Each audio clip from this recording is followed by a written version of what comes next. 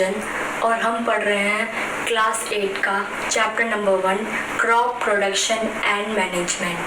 तो हमने अपने प्रीवियस वीडियो में ये पढ़ा था कि ये चैप्टर हमारे लिए क्यों इम्पोर्टेंट है और हम इस चैप्टर में किस किस बारे में पढ़ेंगे।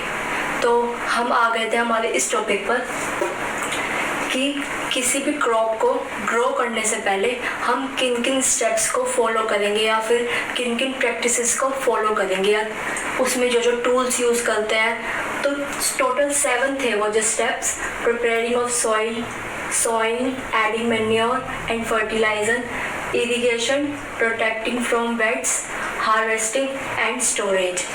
तो इन दिस वीडियो हम इनको 1 by 1 एक्सप्लेन करें। सो इन दिस वीडियो हम 1 by 1 इनको डीपली डिस्कस एंड पढ़ेंगे कि क्या है, इनमें किस तरह के टूल्स वगैरह यूज़ होते हैं।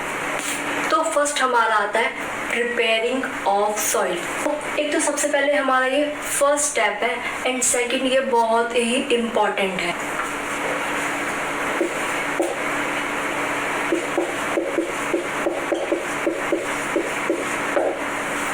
फर्स्ट स्टेप है जब हम किसी भी क्रॉप को ग्रो करेंगे किसी फील्ड पर, तो हमारा फर्स्ट स्टेप यही होगा कि हम सॉइल को प्रिपेयर करें। तो इसके अंदर हम लेवलिंग करते हैं ऑफ सॉइल। इसके अंदर हम सॉइल की लेवलिंग करते हैं, मतलब सॉइल को जैसे अगर उसमें क्रम्स होंगे तो हम उसको क्रश करके कुछ मेथड्स का यूज़ करके तो हम उसको क्या करते हैं, जैसे अगर हमारी सॉइल की जैसा अगर थोड़ा बहुत ऐसी है तो हमें उसको प्लेन करना होगा अपने हिसाब से कुछ टूल्स की हेल्प से। नाउ लेट अस अंडरस्टैंड कि हम प्रिपरेशन ऑफ सॉइल कर क्यों रहे हैं। तो वही फर्स्ट रीज़न तो हमारा सेम है, for levelling the soil. Second is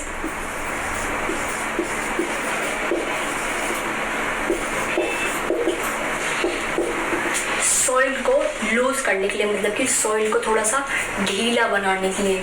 like जब एक फील्ड है, जब उसके अंदर हम कुछ प्लग करेंगे मतलब कि तो वो क्या हो जाएगी, थोड़ी सी ढीली हो जाएगी। जो उसके जो सब, जैसे अगर मैं सॉइल को 2 पार्टिकल्स मान लूँ तो हम क्या कर रहे हैं, उनके बीच में स्पेस बना रहे हैं थोड़ा, ताकि हम अगर उसमें हम अपना सीड या कुछ भी क्रॉप्स अगर हमें ग्रो करना है तो हम उसके अंदर क्या करें, स्पेस बना सके। और अगर हमें वाटर डालना है तो वाटर ईजिली वो अंदर तक नीचे तक जा पाए। तो अब हम ये देख लेते हैं कि जब हम सॉइल को लूज कर लेंगे उससे क्या क्या होगा।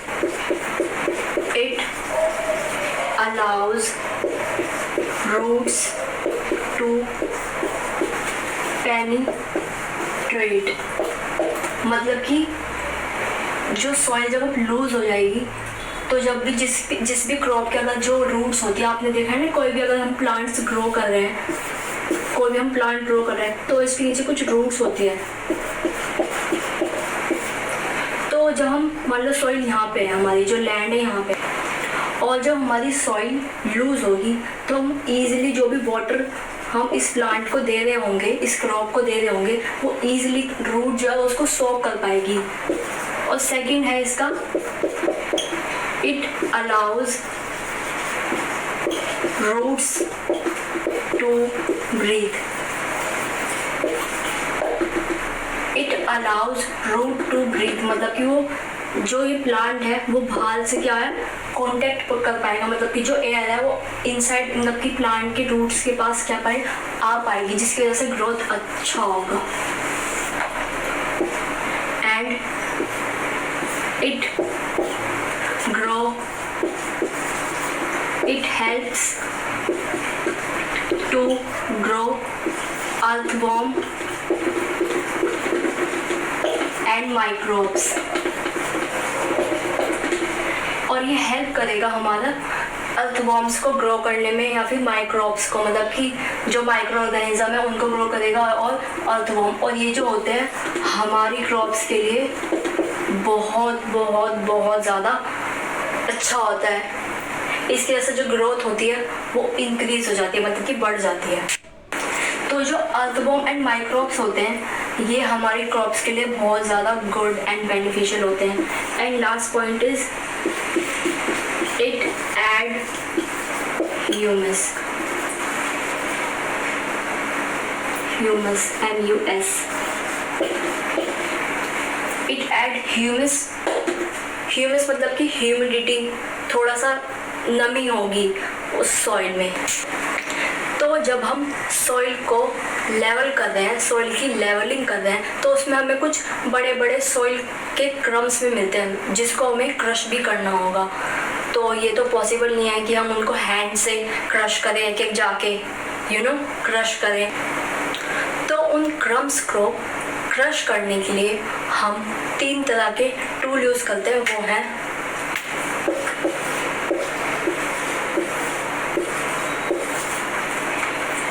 First is plough, second is hoe, third is cultivator. So in plough इसके अंदर 2 एनिमल्स होते हैं, मतलब कि पेयर ऑफ एनिमल्स होते हैं। पेयर ऑफ एनिमल्स होते हैं। अब एनिमल्स हो कोई भी हो सकते हैं, चाहे वो बुल्स हो या फिर कैमल हो या फिर हॉर्सेस हो, ठीक है। तो उनके ऊपर उनकी जो नेक होती है ना, उनकी नेक पर एक प्लग शाफ्ट जॉइंट होता है जो कि जॉइंट होता है प्लग शेयर से। तो बेसिकली वो इस तरह का होता है, कुछ इस तरह।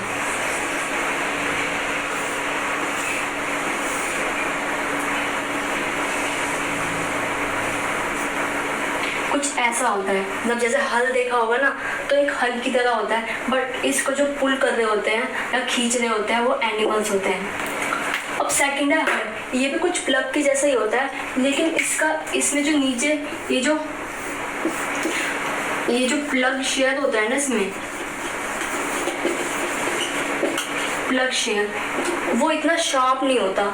इसमें जो ये जॉइंट होता है ना वो कुछ ऐसा होता है।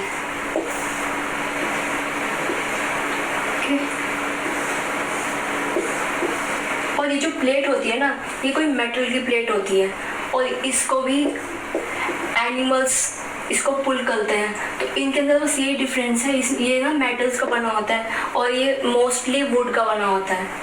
और कल्टीवेटर क्या करते हैं, कल्टीवेटर कुछ इस तरह के होते हैं।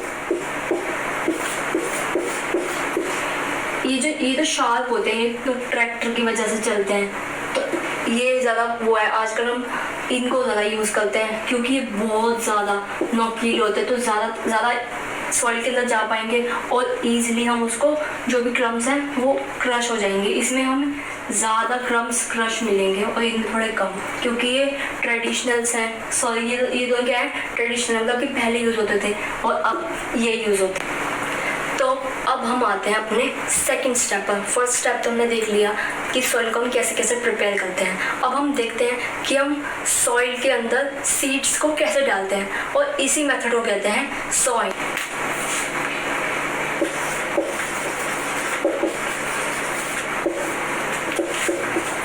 The process putting seeds into the soil। अब ये हमारी सॉइल है, हम इन सॉइल के अंदर सीड्स को कैसे डालेंगे। अब हम अपने हाथों से तो डाल नहीं सकते क्योंकि बहुत बड़ी फील्ड है हमारी, मतलब कि फील्ड मतलब खेत, मतलब बहुत बड़ी लैंड है, तो हम उसमें हाथों से तो डाल नहीं सकते। तो हमारे इसमें ना 2 मेथड्स हैं। एक तो है ट्रेडिशनल मेथड,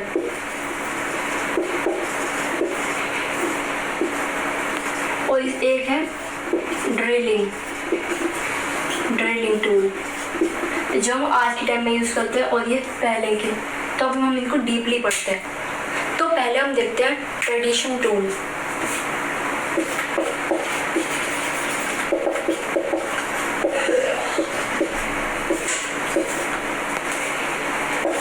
एक तो ये ट्रेडिशनल मेथड है, दूसरा या फिर हम कह सकते हैं ये ओल्ड मेथड है। Second is shape like a funnel. Funnel देखा होगा, या हम कभी ऑयल लेने जाते हैं तो फनल कुछ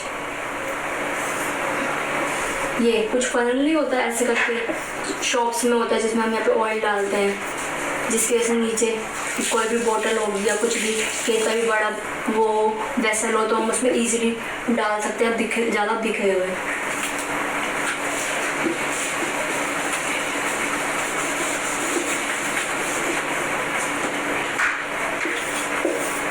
तो ये कुछ ऐसा दिखता है, एक फनल होगी,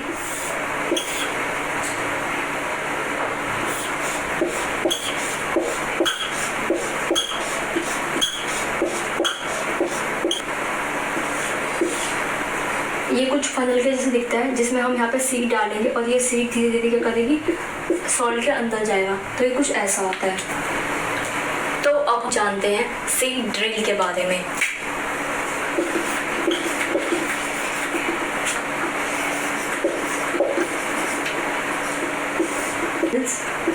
First, this tool used with the help of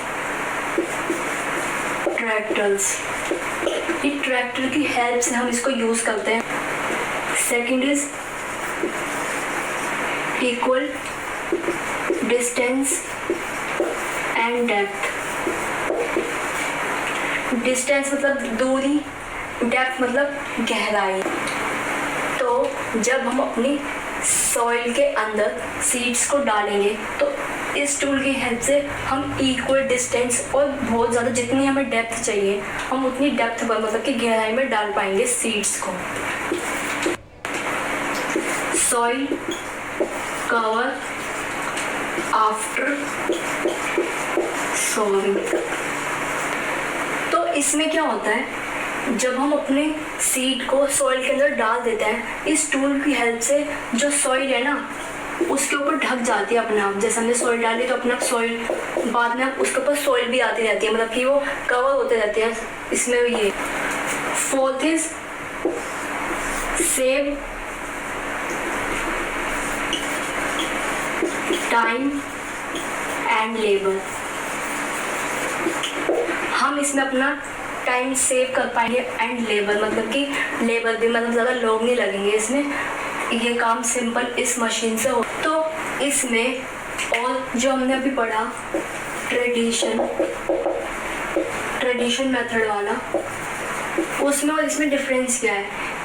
इसमें तो लेबर हमें चाहिए, ठीक है, इसमें लेबर नहीं चाहिए। और इसमें जो है ना, जो सीड्स हमारी वो उसके ऊपर सॉइल कवर हो जाता है, इसमें सॉइल कवर नहीं होती। तो जिसके कारण जैसे अगर यहाँ पे हमारी सॉइल है, सॉइल के ऊपर अगर हमने बस नॉर्मली यहाँ पे डाल दी सीड्स तो जो भी बर्ड्स होंगी वो इनको ले जाएंगी, मतलब कि जो प्लांट है वो कम क्वांटिटी कम होगी उसकी क्रॉप की, इधर अच्छी क्वांटिटी होगी। और इसमें भी ना सेम होता है, बस इसमें जो ट्रैक्टर का यूज़ करते हैं हम, और जो नीचे ये ना एक तरह से ये भी फनल जैसा जैसे इसमें था है, तो इसमें भी वैसे ही, बट इसमें जो थोड़ा मशीन का यूज़ किया होता है तो थोड़ा ये जो शार्पर होता है और हम एक ही टाइम पे जल्दी जल्दी बहुत सारे डाल सकते हैं उसमें। इसमें ना बहुत सारे जैसे ये जो होता है ना इसमें फनल, ये जो फनल्स होते हैं, जो गैप्स होता है इसमें, ये बहुत सारे होते हैं, मतलब इतना बड़ा होगा ये। तो तुम आप ही सोचो ये खुद कितना ज़्यादा, तो ये ज़्यादा इफेक्टिव है, ये ज़्यादा इफेक्टिव है, ये ज़्यादा है, तो ये ज़्यादा यूज़फुल है हमारे। तो अब हमने प्रिपरेशन ऑफ सॉइल भी पढ़ लिया, सेकंड स्टेप सॉइल भी पढ़ लिया। अब थर्ड स्टेप आता है एडिंग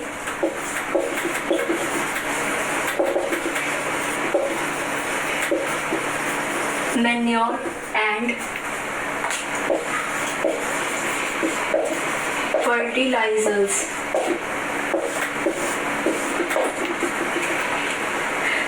मतलब कि हमने अपनी सॉइल को लेवल कर लिया पहले, फिर हमने सीड डाल दी।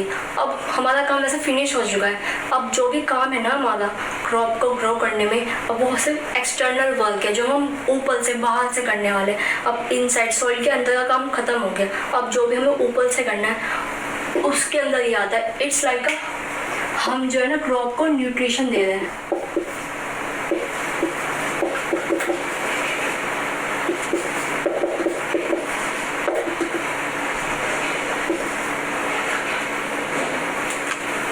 हम इसे ऐसे समझ सकते हैं, लाइक जब हम अपने हाथों पे मेहंदी लगाते हैं तो मेहंदी लगा लिया तो इनफ है ना मेहंदी लगाना, लेकिन हम उसके बाद क्या करते हैं, हम उसके ऊपर ऑयलिंग करते हैं। क्यों? ताकि हमें बेटर रिजल्ट, मतलब कि जो मेहंदी है वो ज़्यादा डार्क लगे। तो ऐसे ही इनका adding manures and fertilisers explain समझने के लिए, तो मैन्योर नेचुरल होते हैं, फर्टिलाइजर ये केमिकल्स समझ लेते हैं हम, केमिकल्स जो कि फैक्ट्रीज में यूज़ होते हैं। तो हम ये मैन्योर्स वगैरह या फिर फर्टिलाइजर ये सब एक्स्ट्रा वर्क है। तो हम ये एक्स्ट्रा वर्क करते क्यों हैं? तो ये जो उनके पास फील्ड होती है फार्मर्स के पास, तो वो उन्होंने कुछ पैसों में ली होती है ना, तो वो कुछ उन्होंने पैसों में ली होती है। अब कोई भी है, अगर फार्मर्स कुछ इतने ज़्यादा रिच तो होते नहीं है कि वो बार बार अगर उन्हें राइस की क्रॉप ग्रो करनी है तो न्यू लैंड, फिर अगर वीट की लेनी है तो फिर से एक न्यू लैंड ले ली उन्होंने। बट ऐसा नहीं होता, उनके पास एक ही ज़मीन होती है जिसके ऊपर वो बार बार न्यू क्रॉप्स ग्रो करते हैं। जैसे एक क्रॉप ग्रो हो गई, उसके बाद सेकेंड कोई भी क्रॉप ग्रो करेंगे, उसके बाद थर्ड। तो मतलब वो एक ही लैंड पर बार बार कल्टीवेट करने के कारण ना जो सॉइल की जो न्यूट्रिशन है वो चला जाता है। तो न्यूट्रिशन को ऐड करने के लिए हम जो फार्मर्स होते हैं वो मैन्योर्स का यूज़ करते हैं। लेकिन जब हम किसी फैक्ट्रीज में अगर हमें कोई किसी चीज़ का, अगर मान लो हमें राइस कुछ चीज़ बनानी है कंपनी में, तो वो अपनी लैंड को कल्टीवेट करेंगे। अब वो इतना टाइम तो दे नहीं सकते एक लैंड में कि हाँ अगर उसको ग्रो होने में अगर 5 महीने लग रहे हैं तो वो भी 5 महीने वेट करें, उनके पास इतना टाइम नहीं है। तो वो क्या करते हैं, केमिकल्स का यूज़ करके उस क्रॉप को जल्दी ग्रो कर लेते हैं।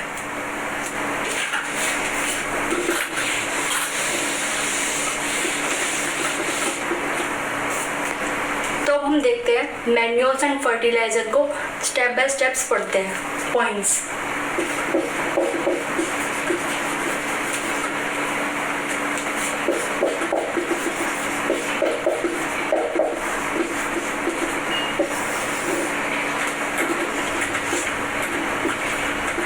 तो ये तो ऑर्गेनिक सब्सटेंस से बने होते हैं, ऑर्गेनिक सब्सटेंस,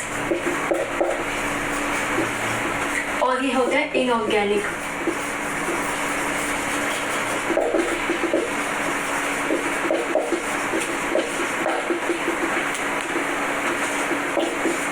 ये प्रोड्यूस होते हैं naturally,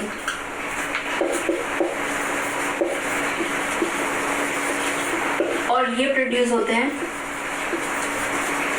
produce in the factories में, मतलब कि एक तरह से केमिकल्स होते हैं। तो आप खुद सोचो कि वो फैक्ट्रीज में वो होते होंगे। तो मैन्योर प्रोवाइड कराते हैं humus to the soil,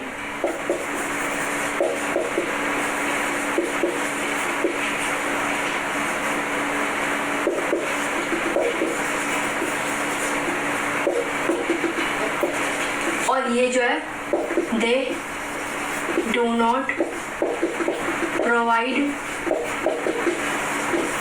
humus to the soil. They rich in plant nutrition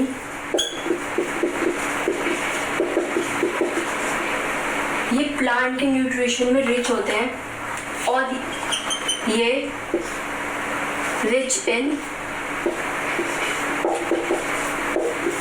NPK nitrogen, P से फॉस्फोरस,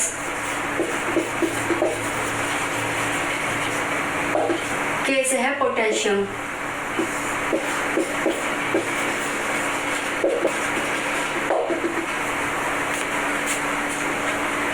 इट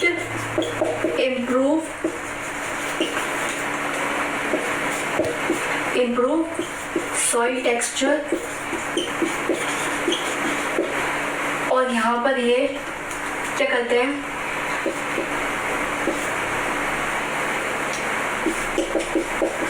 excessive use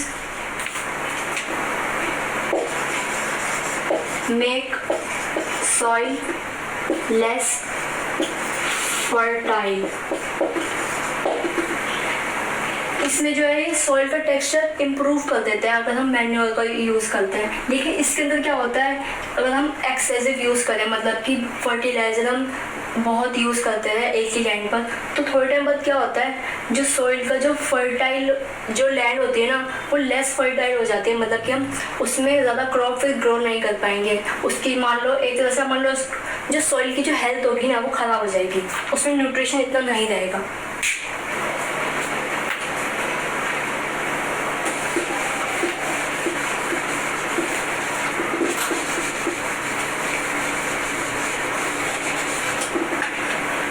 एक पॉइंट और है क्या इसका, it do not pollute water, मतलब कि इनके यूज से जो वाटर है वो पॉल्यूट नहीं होता, बट इससे वाटर पॉल्यूट होता है।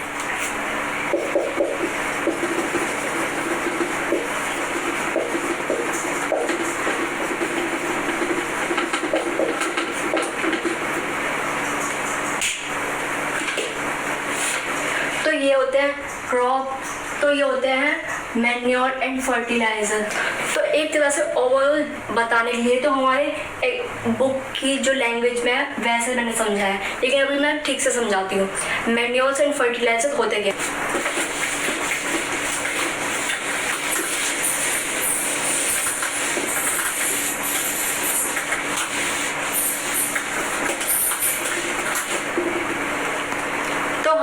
मैन्योर एंड फर्टिलाइज़र देख लिए कि बुक के लैंग्वेज से अगर हम देखें उनके पॉइंट्स क्या होंगे, तो हमने वो सब पढ़ लिया। लेकिन अगर हम एक बच्चे के माइंड से देखें तो उसको कैसे समझ, अगर हम मुझे समझाना होगा तो मैं उसको कैसे समझाऊंगी, तो देखते हैं।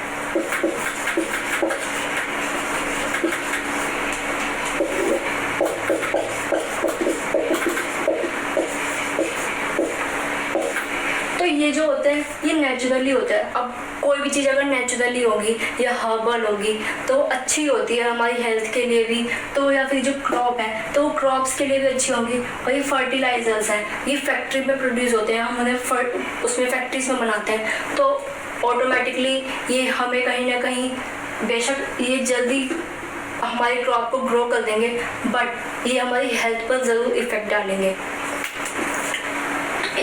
तो ये मैन्योर्स क्या होते हैं, एक तरह से जो भी लीव्स होती हैं, लीव्स जब जो पत्ते झड़ जाते हैं उसके बाद थोड़े टाइम बाद वो क्या होता है, वो बन जाता है, क्या कहते हैं, बिल्कुल ही एक तरह के पाउडर वो बन जाता है। इट्स लाइक अ सॉइल ही समझ लो, ठीक है, खाद कहते हैं इसको, एक तरह से खाद। और फर्टिलाइजर एक तरह से केमिकल्स होते हैं, ये केमिकल्स मतलब कि हम डायरेक्ट उसको न्यूट्रिशन पहुंचा रहे हैं और उसकी ग्रोथ को करने के लिए, तो यही है।